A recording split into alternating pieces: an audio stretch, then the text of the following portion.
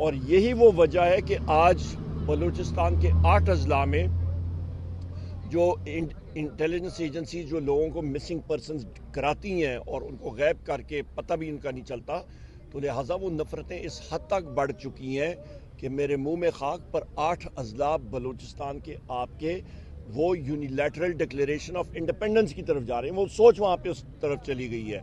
وہاں پہ نوجوانان متنفر ہو گئے ہیں.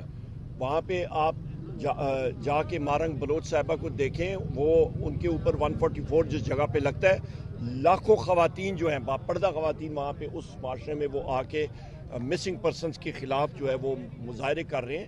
کیونکہ نفرتیں اس حد تک بڑھ چکی ہیں.